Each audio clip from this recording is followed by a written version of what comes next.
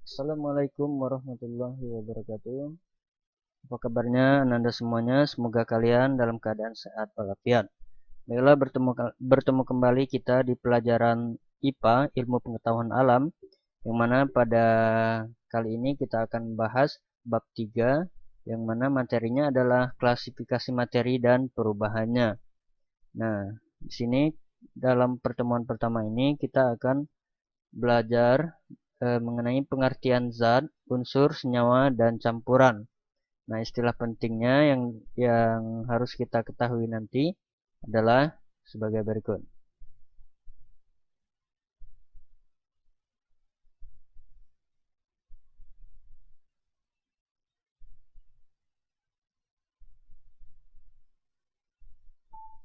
Nah, sebelum kita lanjut, jangan lupa untuk subscribe, like, dan share ya, biar kalian orang yang pertama kali mendapatkan notifikasi dari video-video terbaru saya. Nah, kita sebelum masuk ke materi, kita akan pelajari dulu tentang peta konsepnya.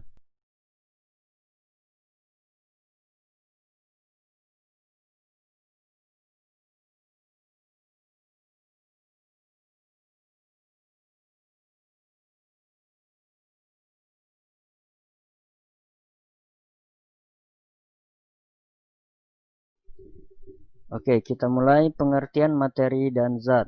Materi adalah segala sesuatu yang menempati ruang, memiliki volume, dan mempunyai massa. Massa adalah ukuran yang menunjukkan jumlah materi. Seperti ada di sini ada kelereng, pipa, kemudian ada anyaman, baju, terus kaca, gelas ya. Itu merupakan contoh dari materi ya, karena benda-benda tersebut memiliki ruang dan mempunyai massa. Nah, materi memiliki sifat yang khas ya. Sifat yang khas ini disebut dengan zat ya. Zat memiliki wujud padat, cair, dan gas.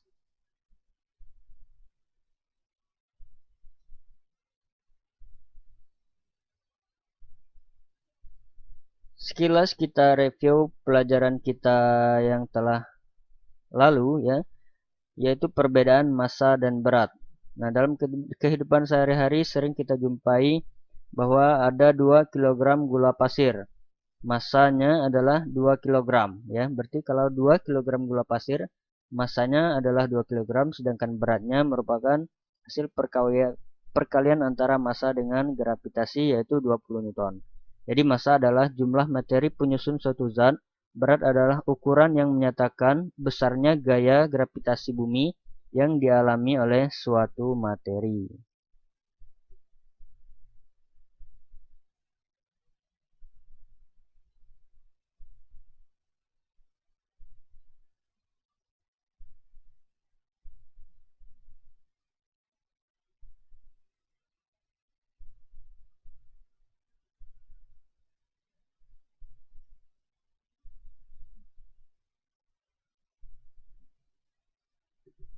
Klasifikasi materi atau zat. Para ilmuwan mengklasifikasikan materi atau zat agar lebih mudah dipelajari dan disusun secara sistematis. Langkah-langkah dalam pengklasifikasian materi adalah sebagai berikut. 1. Mengamati karakteristik benda tersebut. 2. Mencatat persamaan dan perbedaan sifat benda masing-masing. 3. Memasukkan benda-benda yang memiliki persamaan sifat ke dalam satu kelompok. Yang keempat, memberi nama yang sesuai pada setiap kelompok benda tersebut. Maka materi atau zat dapat dikelompokkan menjadi zat padat, zat cair, dan gas.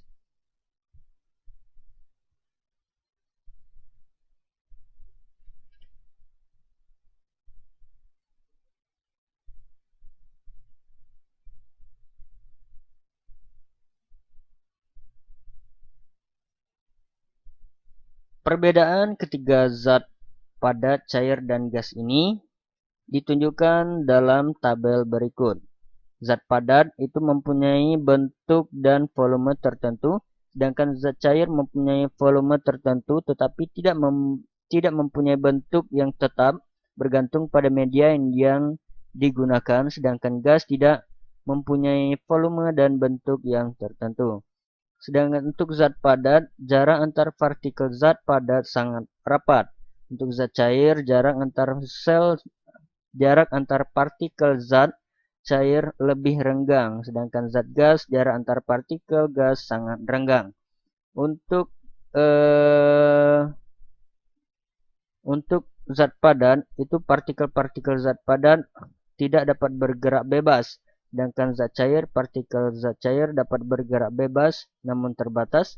Sedangkan gas, partikelnya dapat bergerak dengan sangat bebas. Untuk gambaran susunan partikelnya bisa dilihat di gambar pada video ini.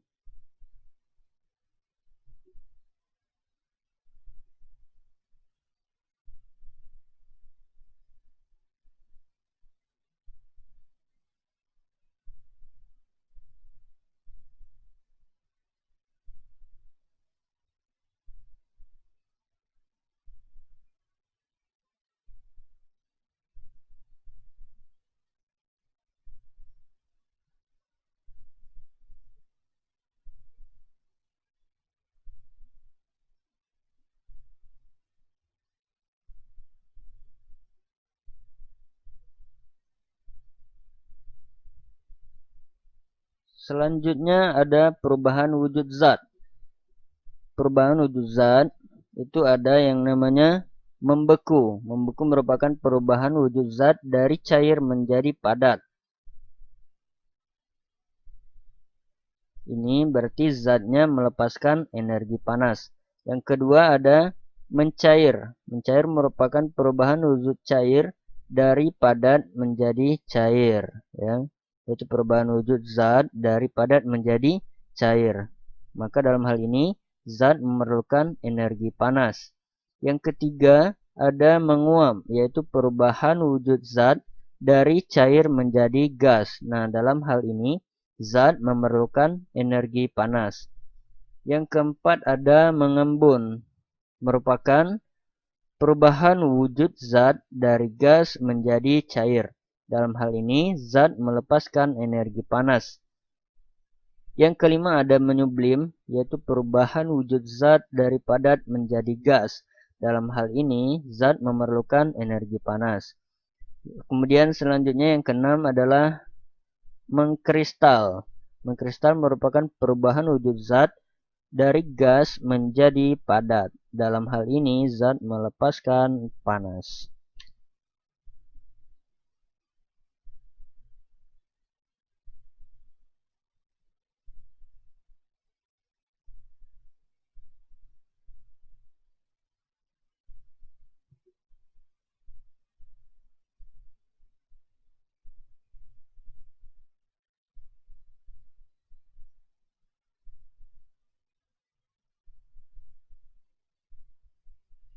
Nah, pelajaran selanjutnya kita akan membahas tentang apa itu unsur, senyawa, dan campuran. Kita akan pelajari apa yang dimaksud dengan unsur terlebih dahulu. Unsur merupakan zat tunggal yang tidak dapat diuraikan lagi menjadi zat yang lebih sederhana dengan proses kimia biasa. Ya, jadi unsur merupakan zat tunggal yang tidak dapat diuraikan lagi menjadi zat yang lebih sederhana lagi dengan proses kimia biasa.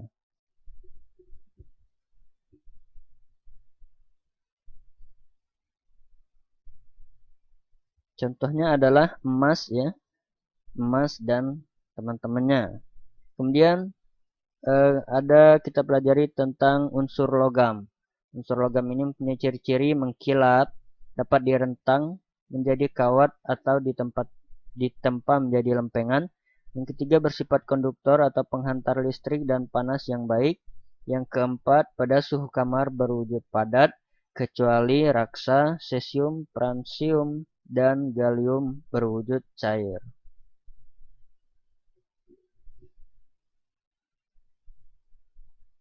Contoh unsur logam ada aluminium, ya. Aluminium, aurum, ya, emas, argentum, perak, kalsium, koprum, tembaga, ya, ferum, besi, natrium, plumbum, timbal, dan stannum, timah. Untuk lambangnya dapat kalian lihat sendiri di video ini.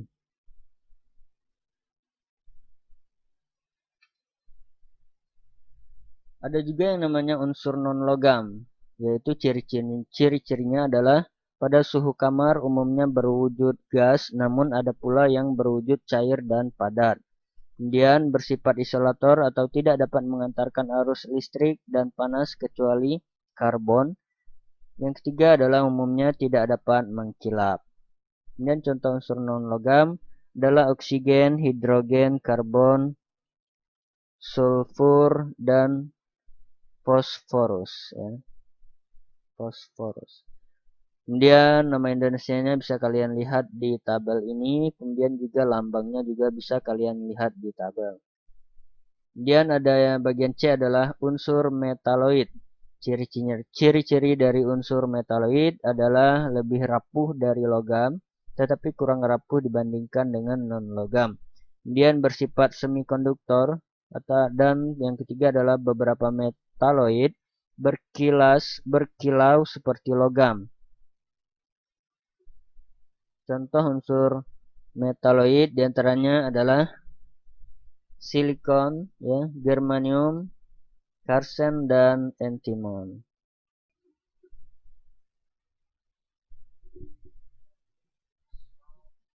Simbol unsur yang saat ini digunakan secara internasional adalah simbol unsur yang diusulkan oleh James Jacob Berzelius. Ya. Cara pemberian lambang unsur menurut Berzelius adalah sebagai berikut. Ya. Setiap unsur dilambangkan dengan satu huruf, yaitu huruf awal dari nama latinnya. Yang kedua, huruf awal ditulis dengan huruf kapital atau huruf besar. Yang ketiga, unsur-unsur yang memiliki huruf awal sama diberikan satu huruf kecil dari nama unsur tersebut. Contoh, karbon, nama latinnya karbon, dilambangkan dengan C besar. Kemudian, kalsium, nama latinnya adalah calcium, dilambangkan dengan Ca.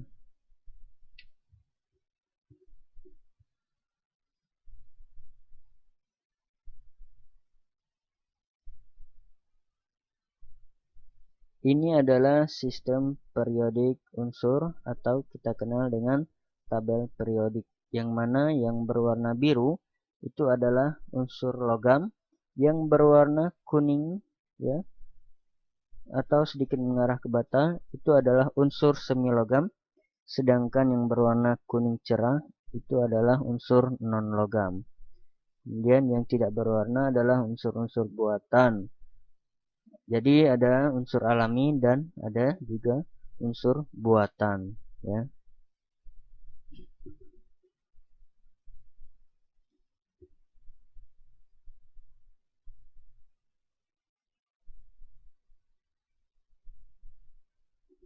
Yang kedua ada senyawa. Senyawa adalah zat tunggal atau zat murni yang dapat diuraikan menjadi zat-zat yang lebih sederhana dengan proses kimia biasa. Senyawa terbentuk dari gabungan dua atau lebih unsur yang berbeda. Misalnya air yang memiliki rumus H2O dapat diuraikan menjadi unsur hidrogen H dan unsur oksigen atau O. Jadi sekali lagi senyawa adalah gabungan dari unsur yang berbeda. Sini ada contohnya H2O itu terdiri dari dua unsur H dan satu unsur O. Amonia itu terdiri atas NH3, ya. Jadi terdiri dari satu unsur nitrogen dan 4 unsur hidrogen.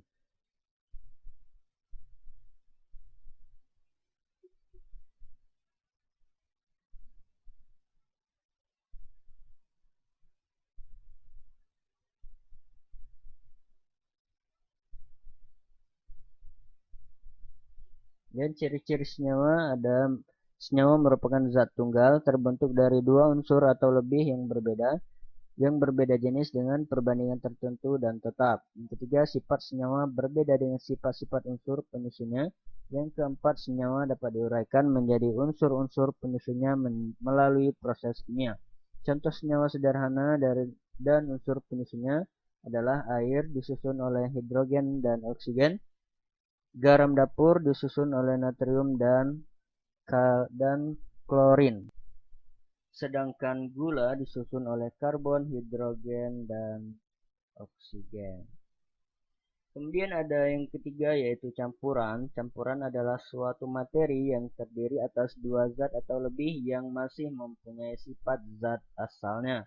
Campuran terbagi menjadi beberapa, diantaranya ada campuran homogen. Campuran homogen adalah campuran yang tidak dapat dibedakan zat-zat yang tercampur di dalamnya. Campuran homogen membentuk larutan. Ya. Jadi campuran homogen ini membentuk larutan. Contohnya adalah campuran antara gula dan air membentuk larutan gula. Campuran antara garam dan air membentuk larutan garam.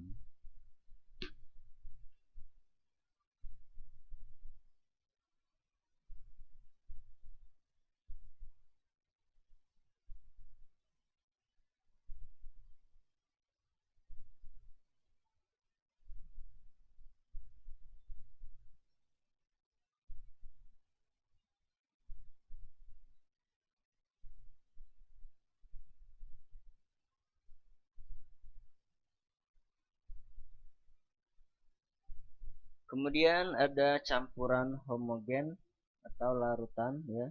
Ini contohnya ada ya,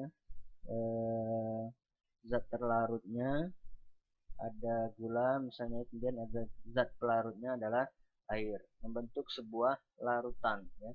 Partikel zat yang terlarut tidak dapat terlihat sehingga tidak dapat dibedakan dengan gelasnya ya.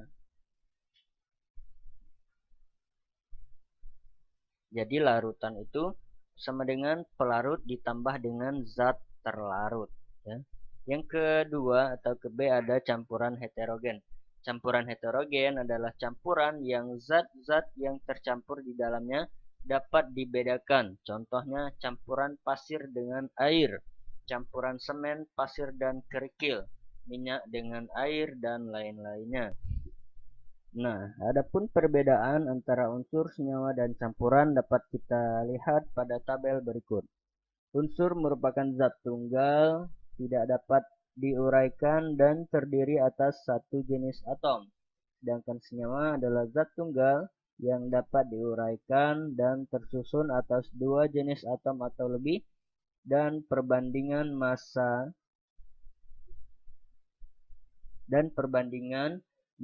zat dan massa zat penyusunnya tetap.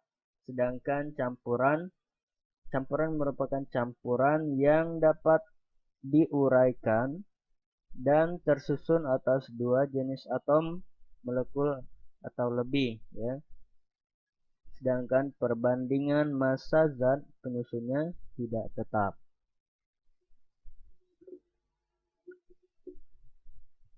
Kemudian kita akan bahas pemisahan campuran ya. Pemisahan campuran bisa dilakukan dengan satu filtrasi atau penyaringan. Penyaringan adalah metode pemisahan campuran yang digunakan untuk memisahkan cairan dan padatan yang tidak larut berdasarkan pada perbedaan ukuran partikel zat-zat yang tercampur. Kemudian ada sentrifugasi, yaitu pemisahan partikel padatan pada campuran yang memiliki ukuran sangat halus dan jumlah campurannya lebih sedikit. Contohnya pemisahan sel-sel darah dari plasma darah.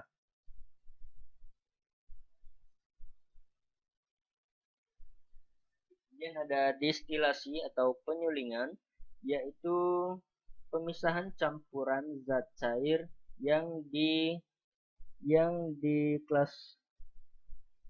didasarkan pada perbedaan titik didih zat-zat cair yang ada di dalam campuran. Contoh penyulingan air laut sehingga diperoleh air tawar. Jadi distilasi ini adalah pemisahan campuran zat cair yang didasarkan pada perbedaan titik didih, ya.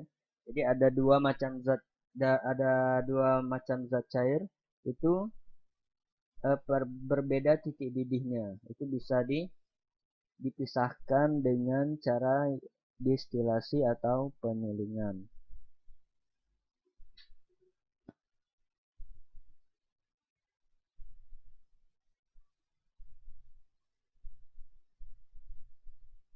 Kemudian ada pemisahan campuran dengan kromatografi, yaitu merupakan metode pemisahan campuran yang didasarkan pada perbedaan kecepatan merambat antara partikel-partikel yang bercampur dalam suatu medium diam ketika dialiri suatu medium gerak.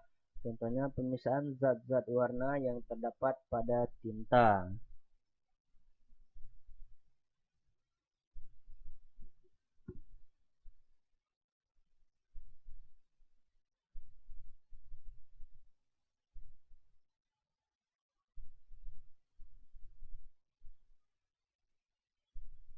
Kemudian ada pemisahan campuran dengan cara sublimasi. Sublimasi adalah pemisahan campuran yang didasarkan pada komponen campuran dengan salah satu komponen dapat menyublim atau perubahan wujud zat dari padat menjadi gas, sedangkan komponen lain tidak dapat menyublim. Contohnya campuran iodin dengan garam dapat dipisahkan dengan cara sublimasi.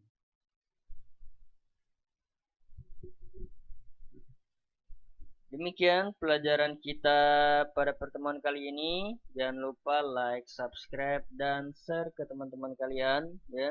Semoga di pertemuan selanjutnya kita bisa berjumpa kembali dalam keadaan sehat walafiat. Oke, demikian anak-anak ustaz sekalian. Semoga kalian selalu dilindungi Allah Subhanahu wa taala.